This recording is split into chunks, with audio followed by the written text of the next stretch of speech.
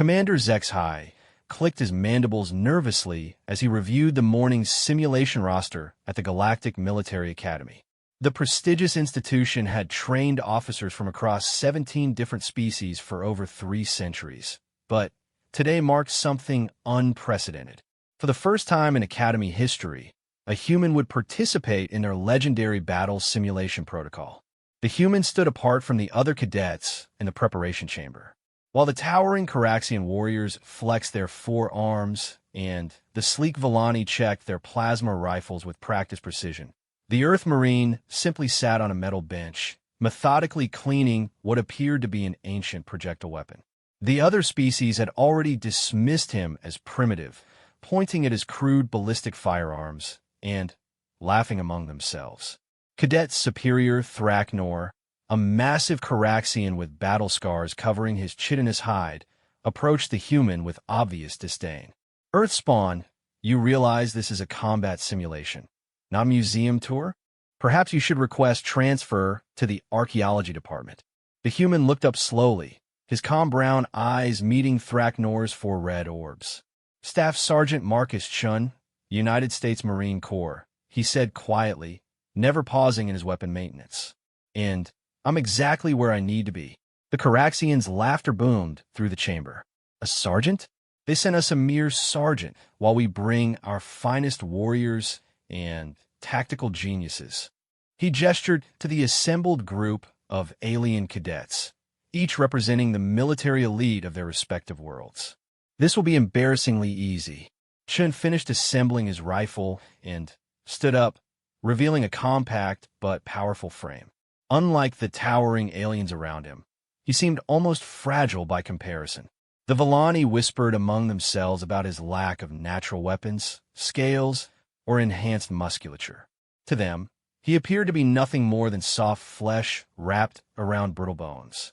Academy instructor Veltar called for attention as holographic displays materialized around the chamber. Today's scenario is the siege of Korthak Station, she announced in her melodic Symphian voice. Intelligence suggests a heavily fortified rebel base containing approximately 200 hostiles. Your mission objectives are threefold. Eliminate all resistance, secure the intelligence data core, and extract any civilian hostages. The massive display showed a sprawling space station with multiple levels, countless corridors, and defensive positions that would make any assault extremely costly. Previous Academy records showed that even the most successful teams typically suffered 60% casualties attempting this particular simulation. Teams will be assigned randomly, Veltar continued, causing immediate protests from several species who prefer to work within their own kind. However, today we will also be testing individual capability. Cadet Chun has requested to attempt the mission solo. The preparation chamber fell silent except for the quiet hum of ventilation systems. Even the normally chattering Pixari stopped their high-pitched discussions.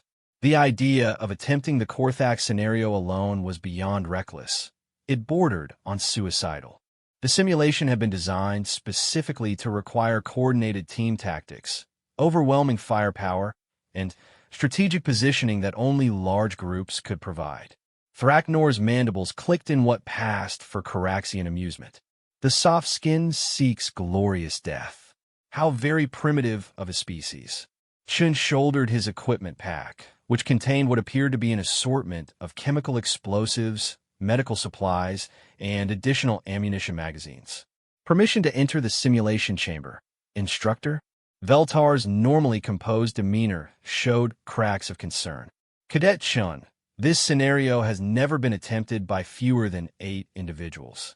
Are you certain you wish to proceed without backup? Ma'am, where I come from, Marines don't need backup. We are the backup. Chen's response carried no bravado, just quiet confidence that somehow made several of the alien cadets shift uncomfortably.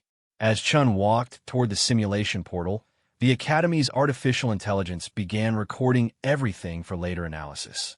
What happened in the next few hours would either result in the most spectacular failure in Academy history, or something that would fundamentally change how the galaxy viewed humanity's military capabilities.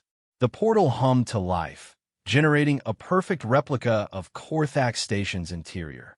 Chen stepped through without hesitation, disappearing into the digital battlefield where 200 enemy combatants waited in prepared positions. The observation deck filled with curious spectators, including several high-ranking Academy officials who had heard rumors about the unprecedented solo attempt. None of them were prepared for what they were about to witness. The simulation chamber materialized around Chun, transforming into the cold metal corridors of Korthak Station. Emergency lighting cast everything in deep red shadows, and the artificial gravity felt slightly lighter than Earth standard. He crouched behind a support beam near the main entrance, studying the tactical display on his wrist computer. 200 enemies distributed across 17 levels, with the data core located in the heavily defended command center at the station's heart. Most Academy teams would start with overwhelming force, trying to blast their way through the main corridors while absorbing massive casualties. Chun had different plans. He pulled out what looked like a small metallic sphere and attached it to the nearest ventilation grate. The device blinked twice before activating, sending microscopic reconnaissance drones through the station's air circulation system. Within minutes, his wrist display populated with detailed enemy positions, patrol routes, and structural weaknesses that even the simulation's designers had overlooked. In the observation deck, Commander Zexhai watched with growing interest. "Instructor Veltar, what is that device he's using? I don't recognize the technology." According to his equipment manifest, those are standard Marine Corps reconnaissance nanites. Apparently, humans have learned to weaponize their medical nanotechnology for battlefield intelligence gathering. Veltar's voice carried a note of surprise. Most galactic species kept their military and medical technologies completely separate. Chen began moving through maintenance shafts with fluid precision, avoiding the main corridors entirely. His small size, which had seemed like a disadvantage, now allowed him to navigate spaces that would be impossible for larger species. The simulation's AI had programmed the enemy forces to expect frontal assaults, not infiltration through areas they considered inaccessible. His first target was the station's power grid. While alien military doctrine typically focused on direct confrontation, humans had learned the value of infrastructure warfare during their violent history. Chun placed precisely calculated explosive charges at 3 critical junction points, then continued deeper into the station. The Caraxian cadets in the observation deck were becoming restless. Why does he hide like a scavenger instead of fighting with honor? Thraknor demanded. Where is the glorious battle? Academy Dean Morthak, an ancient Etherian with centuries of military experience, watched the display with growing fascination. Young Caraxian, observe how he moves. This human isn't hiding from battle. He's choosing the terms of engagement. Your people fight with courage, but this one fights with cunning. Chen had reached the first group of hostages, 12 simulated civilians held in the station's former medical bay. The room was guarded by 8 armed rebels using standard defensive positions taught in military academies across the galaxy. They expected attacks from the main entrance or perhaps the emergency exits, but not from the medical waste disposal chute. He dropped silently into the room behind the guards, his movements so quick and quiet that the simulation's audio pickups barely registered his presence. In 12 seconds, all 8 guards were neutralized using a combination of hand-to-hand combat techniques and precisely aimed tranquilizer darts. The alien observers watched in stunned silence as Chun freed the hostages and directed them to an emergency evacuation pod, all without firing a single shot. "How did he move so quickly?" whispered a Volani cadet. "Our enhanced reflexes barely tracked his actions." What the aliens didn't understand was that Chun represented the end result of humanity's unique evolutionary path. Where other species had developed either overwhelming strength or advanced technology, humans had become persistence hunters who could outlast any prey and tactical thinkers who could outmaneuver any enemy. Millions of years of evolution had created a predator species disguised as fragile-looking bipeds. Chen activated the explosive charges he'd planted earlier, plunging half the station into darkness. In the chaos that followed, emergency protocols activated, and enemy forces began repositioning according to predetermined response patterns. But Chun had studied those patterns during his reconnaissance phase, and he was already moving to exploit the confusion. He ghosted through the darkened corridors like a shadow, using night vision equipment that gave him a significant advantage over enemies accustomed to bright artificial lighting. His next objective was the armory, where the simulation had placed heavy weapons that most teams would attempt to capture through direct assault. Instead, Chun approached from below, cutting through the floor with a compact plasma torch that seemed impossibly advanced for human technology. He emerged in the center of the armory, surrounded by confused guards who were still trying to understand what had happened to their power grid. The engagement lasted less than 30 seconds. Chun moved through the enemy positions like liquid death, using the environment itself as a weapon. Storage crates became cover, maintenance equipment became improvised weapons, and the confined space that should have favored the defenders instead became a killing ground where his superior close-quarters combat training dominated completely. In the observation deck, absolute silence had fallen. Even the usually confident Caraxian warriors were staring at the displays with something approaching awe. The human had just accomplished what their best teams typically required explosives and coordinated fire support to achieve, and he'd done it alone, in the dark, without sustaining a single injury. Instructor Dean Morthax said quietly, "I believe we may need to reconsider our assumptions about human military capabilities." Chun secured the armory's heavy weapons, but instead of carrying them as most teams would, he began systematically destroying everything except what he specifically needed. The alien observers watched in confusion as he turned military assets into denial operations, ensuring that any remaining enemy forces couldn't access advanced equipment. "Why is he destroying perfectly functional weapons?" asked a puzzled Symphian cadet. "Those plasma cannons could help him clear the upper levels." Dean Morthax's ancient eyes gleamed with understanding. "Because he's thinking several moves ahead. Those weapons could also be turned against him if the enemy recaptured this position. This human fights like he's planning for every possible contingency." Chun had indeed learned from humanity's long history of asymmetric warfare. Every conflict from ancient guerrilla campaigns to modern counterinsurgency operations had taught the same lesson. Control your logistics, deny your enemy theirs, and victory becomes inevitable regardless of numbers. He wasn't just fighting the current battle. He was shaping the entire campaign. His next objective required a calculated risk. The command center containing the data core was located at the station's heart, accessible only through heavily fortified corridors or a central shaft that most species would consider impossible to navigate under fire. Chun chose a third option that didn't exist on any blueprint. Using shaped charges placed with surgical precision, he began creating his own route through the station's hull. The explosions were small and controlled, designed to breach interior walls without compromising structural integrity. To the defending forces, it sounded like random battle damage. To Chun, each detonation was part of a three-dimensional chess game where he controlled every move. The simulation's AI began adapting to his unconventional tactics, repositioning forces to cover areas that weren't supposed to be vulnerable. But human military doctrine had always emphasized adaptability over rigid planning. Where alien forces excelled at executing predetermined strategies, humans had learned to improvise, overcome, and adapt faster than any enemy could respond. Chun encountered his first serious resistance on Level 9, where enemy commanders had positioned their best troops in overlapping fields of fire. The corridor stretched 50 meters with no cover, defended by 20 soldiers with heavy weapons.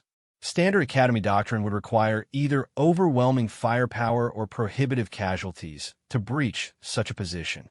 Instead, Chun pulled out a device that made the alien observers lean forward in their seats.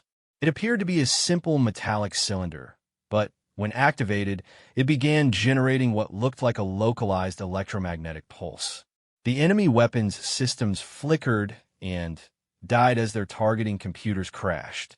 "What just happened?" demanded Thraknor. "How did he disable their equipment without affecting his own?"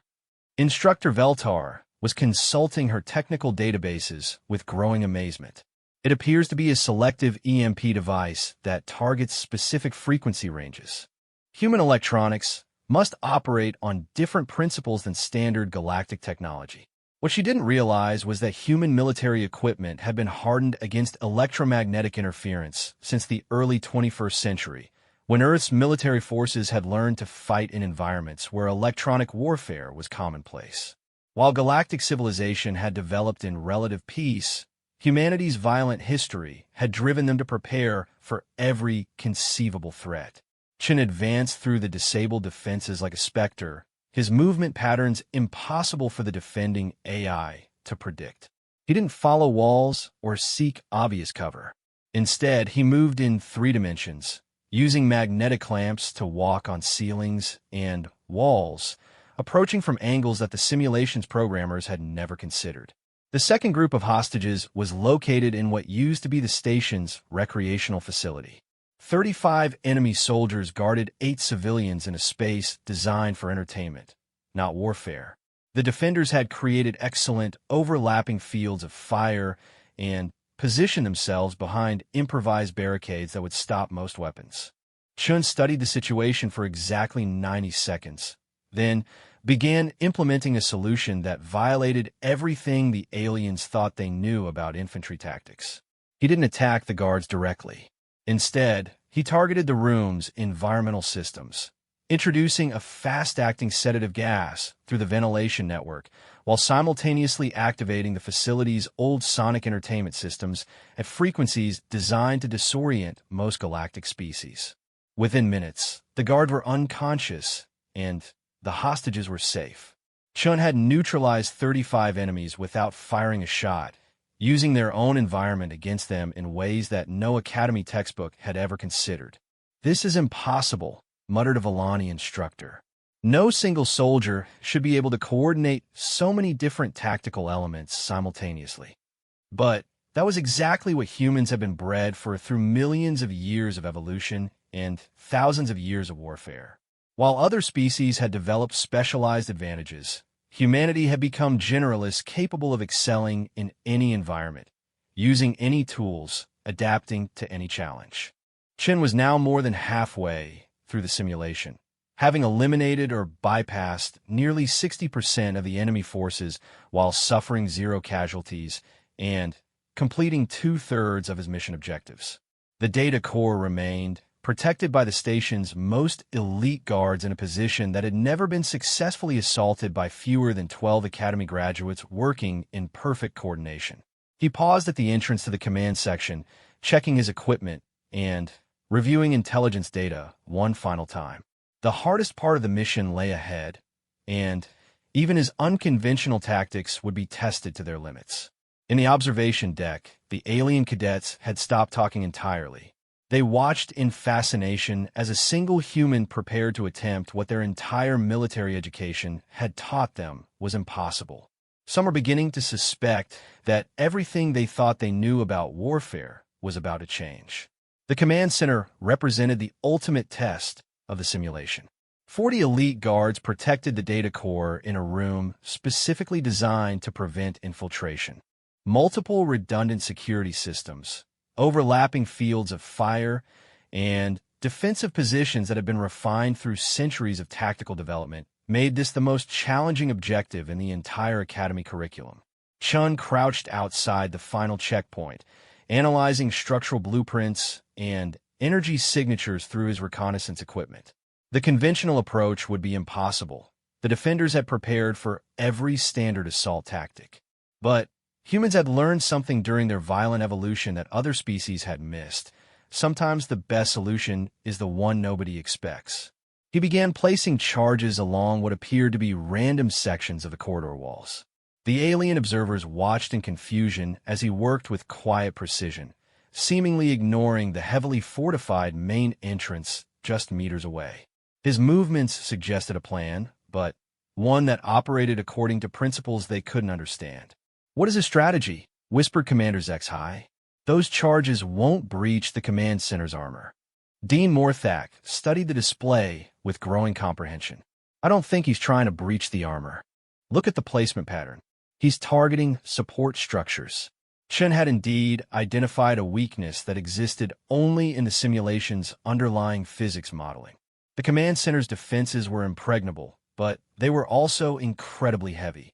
The station's structural engineers had assumed that any attack would come from outside, not from someone who would deliberately undermine the foundations of the most critical section.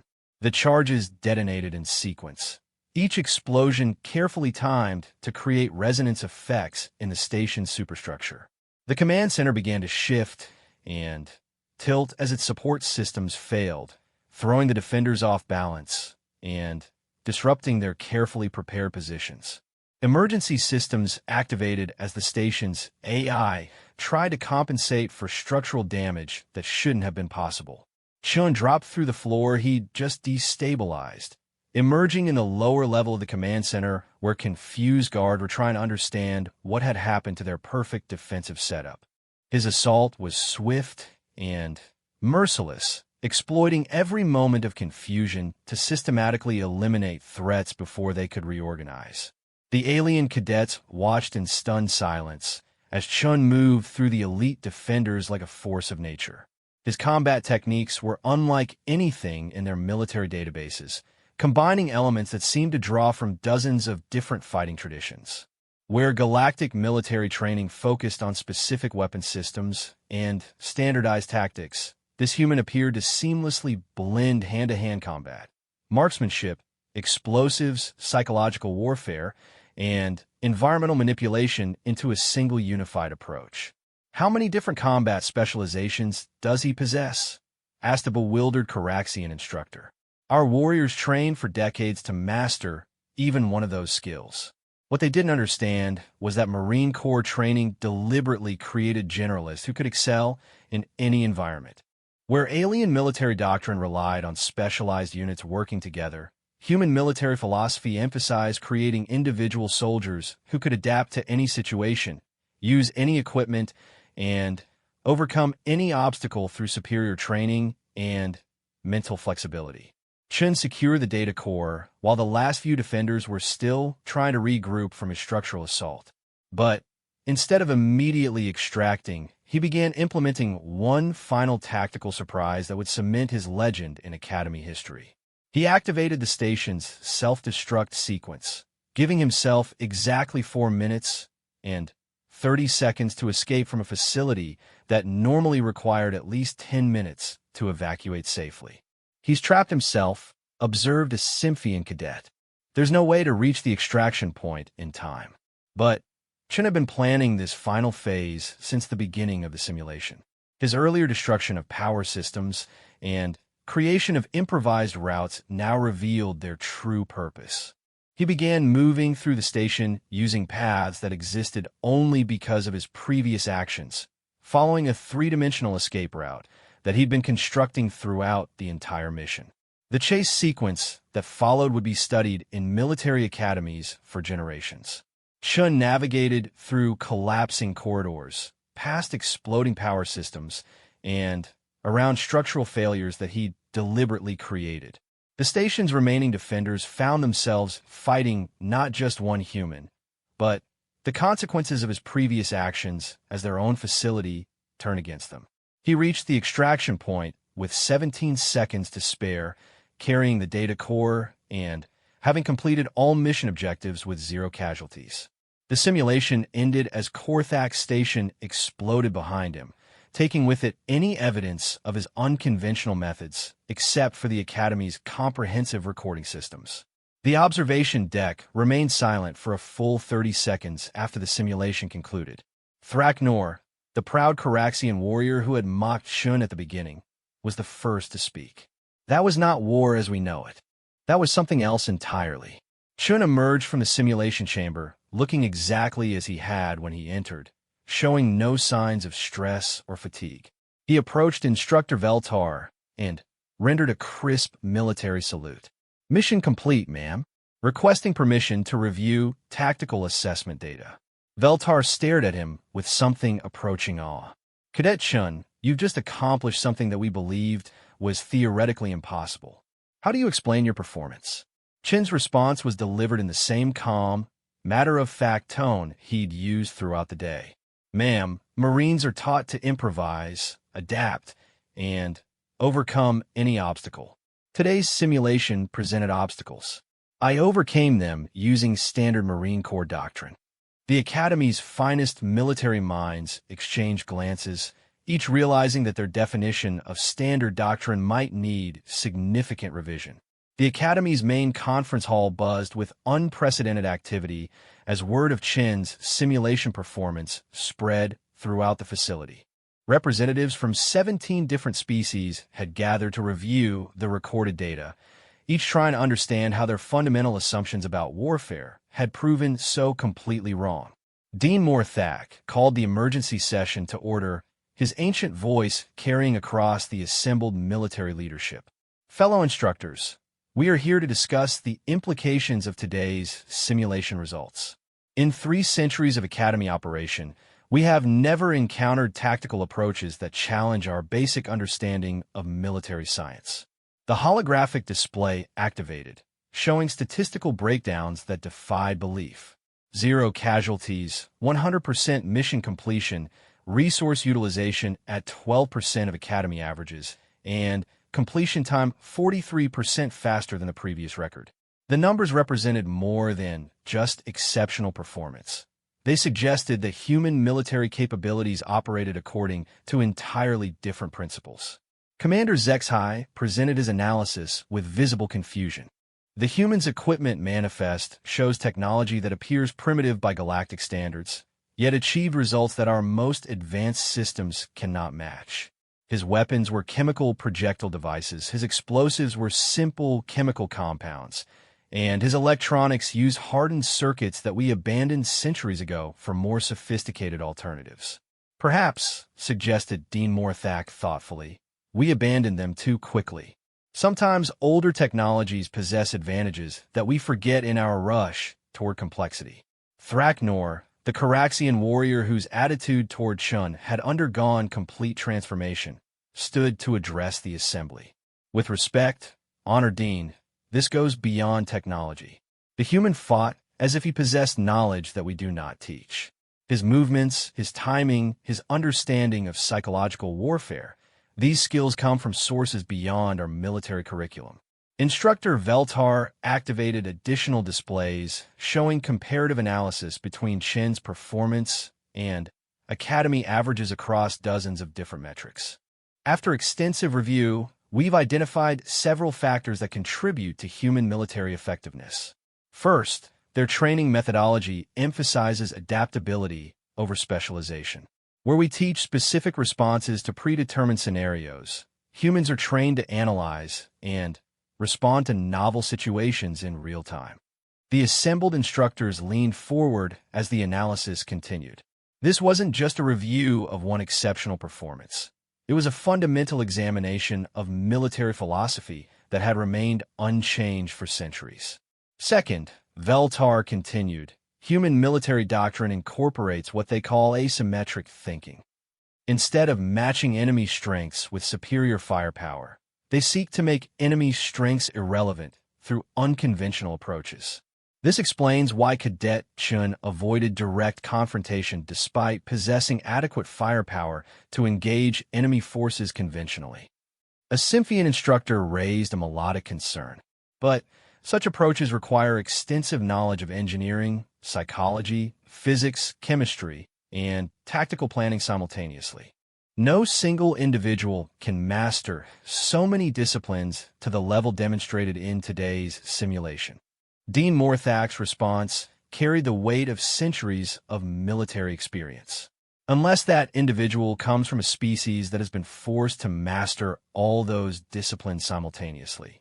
Consider humanity's evolutionary history. They developed as persistence hunters who had to outthink prey that was stronger, faster, and better armed. Their entire survival strategy was based on using intelligence and adaptability to overcome superior physical advantages. The implications began to sink in as the Academy's finest military minds realized what they were confronting. Humanity hadn't developed advanced military technology or superior physical capabilities.